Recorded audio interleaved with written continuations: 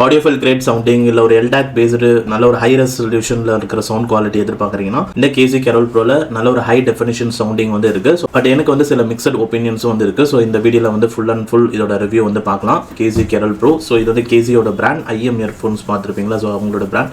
So இது வந்து உங்களுக்கு கான்செப்ட் கார்ட்டில் அவைலபிள் இருக்குது. ஸோ கேஸ் வந்து பார்த்தீங்கன்னா இதுதான். ஸோ கார் டோர் மாதிரி டிசைன் வந்து வருது. ஸோ மீவியிலலாம் நீங்கள் பார்த்துருப்பீங்களா அதே மாதிரி ஒரு டிசைன். பட் உள்ள பட்ஸோட டிசைன் ரொம்பவே வந்து நல்லா இருக்குது. எனக்கு கேஸ் டிசைன் ஒரு நார்மலாக தான் வந்து தெரியுது. வெளியிலாம் ஒரு மேட் ஃபினிஷ் மாதிரி கொடுத்துருக்காங்க. கொஞ்சம் வழுக்கலாக தான் இருக்குது. அண்ட் இங்கே அந்த எல்இடி இண்டிகேட்டர் வந்து கொடுத்துருக்காங்க.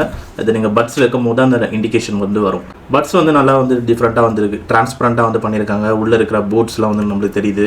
அண்ட் பேரிங் மோட்டில் இருக்கும் போது இந்த மாதிரி ப்ளூ லைட் வந்து பிளிங்க் ஆகும். அந்த கேசி லைட் வந்து ப்ளூ லைட் பிளிங்க் ஆகிட்டே இருக்கும். பட்ஸ் இப்போ கேஸில் இருக்கும் போது ப்ளூ லைட் எரிஞ்சிட்டே இருக்குல்ல. ஸோ சார்ஜ் ஆகிட்டு இருக்குன்னு அர்த்தம். ஸோ இந்த மாதிரி விஷயம்லாம் நல்லா இருக்குது. அண்ட் பட்ஸ் வந்து stem type design. So wearing comfort எனக்கு ரொம்பவே நல்லா இருந்தது. நல்ல ஒரு இன்னியர் ஃபிட்டிங்கில் வந்து இருக்குது. அண்ட் லாங் டர்ம் யூஸ் பண்ணும்போது எதுவும் ப்ராப்ளம் வந்து கிடையாது. அண்ட் இந்த பட்ஸ் டிரான்ஸ்பரண்டாக இருக்கிறதுனால டச் சென்சாரையும் நம்மளால் நல்லா பார்க்க முடியுது. ஸோ இதுதான் வந்து பார்த்தீங்கன்னா டச் சென்சார். ஸோ நீங்கள் சிங்கிள் டேப் பண்ணிங்கன்னா ப்ளே பாஸ் பண்ணலாம். ரைட்டில் டபுள் டேப் பண்ணால் நெக்ஸ்ட் சாங், லெஃப்ட்டில் டபுள் டேப் பண்ணிங்கன்னா ப்ரீவியஸ் சாங் போகும். அண்ட் ட்ரிபிள் டேப்புக்கு வந்து பெர்ஃபார்மன்ஸ் மோடுன்னு ஒன்று வச்சிருக்காங்க. அது மியூசிக் கண்ட்ரோலில் மியூசிக் எக்ஸ்பீரியன்ஸில் சொல்கிறேன். நீங்கள் ட்ரிபிள் டேப் பண்ணிங்கன்னா பெர்ஃபார்மன்ஸ் மோட் ஆன் ஆகும். அகைன் ட்ரிபிள் டேப் பண்ணிங்கன்னா பெர்ஃபார்மன்ஸ் மோட் ஆஃப் ஆகும்.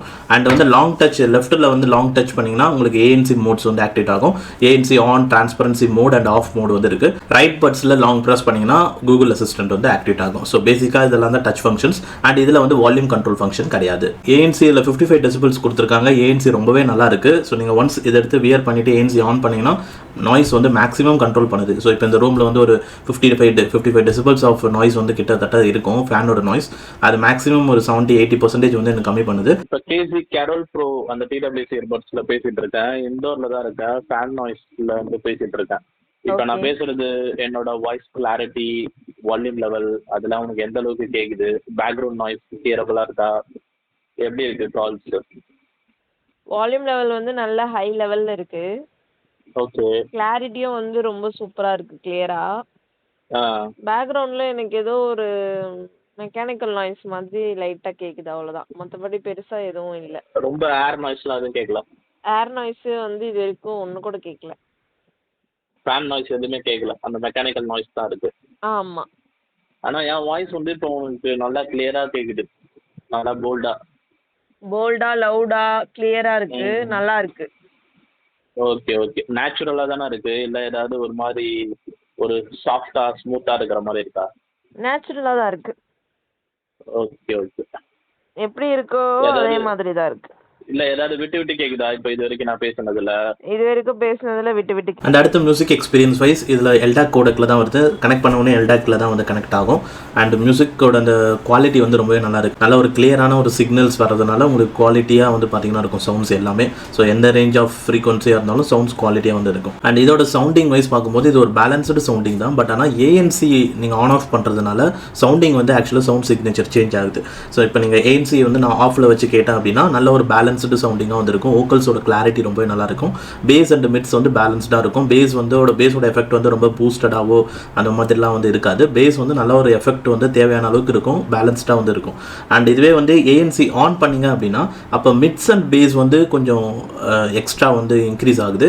அண்ட் அப்பயும் வந்து பேஸ் வந்து ரொம்ப பூஸ்டடான ஒரு பேஸ் கிடையாது. எக்ஸ்ட்ராவாக இருக்கும் பேஸோட எஃபெக்ட். அண்ட் அதான் ஏஎன்சி ஆஃபில் வச்சு நீங்கள் கேட்குற சவுண்டை விட ஆனில் வச்சு கேட்கும்போது பேஸ் இன்னும் கொஞ்சம் எக்ஸ்ட்ரா இருக்கும். மிட்ஸ் கொஞ்சம் எக்ஸ்ட்ரா இருக்கும்.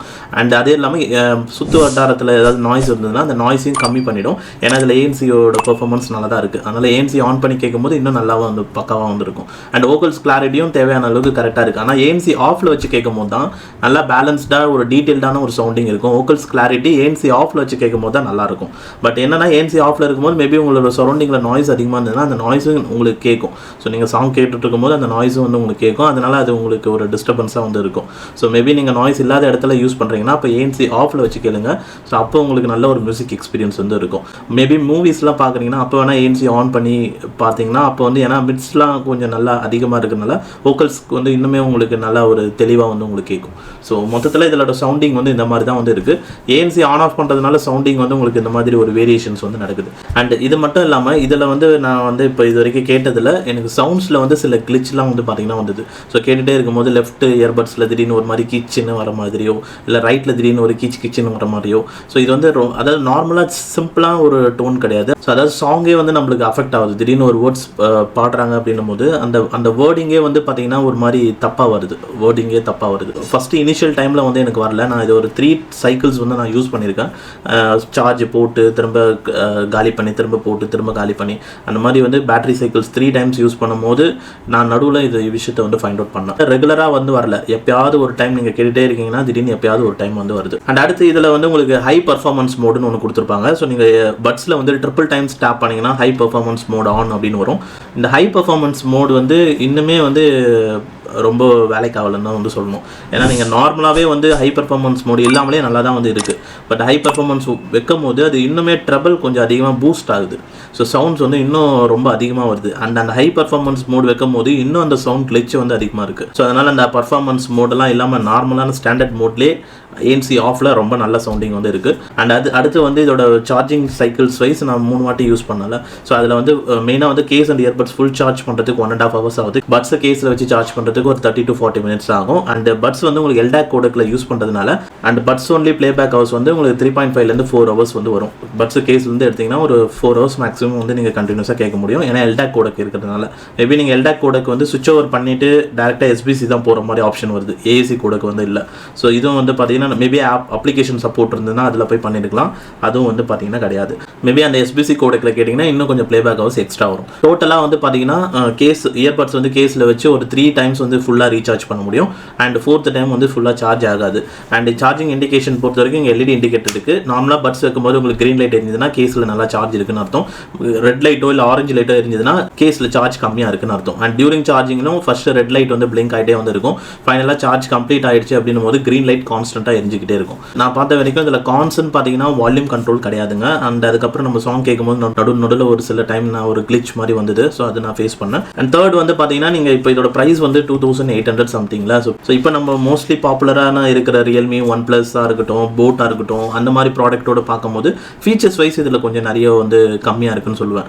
ஏன்னா இப்போ நிறைய இன்இயர் டிடெக்ஷன் ஃபீச்சர்ஸ் அதெல்லாம் இருக்கும், ஆப் சப்போர்ட் கொடுப்பாங்க. அண்ட் அந்த மாதிரி விஷயம்லாம் இதில் வந்து கொஞ்சம் மிஸ் ஆகுது. ஆனால் ANC பர்ஃபார்மன்ஸ் நல்லாவே பண்ணியிருக்காங்க. ஆனால் ANC ஆன் ஆஃப் பண்ணுறதுனால உங்களுக்கு சவுண்ட் சிக்னேச்சர் சேஞ்ச் ஆகுது. பட் அந்த மாதிரி விஷயம் வந்து உங்களுக்கு OnePlus ரியல்மியில் வந்து நடக்காது.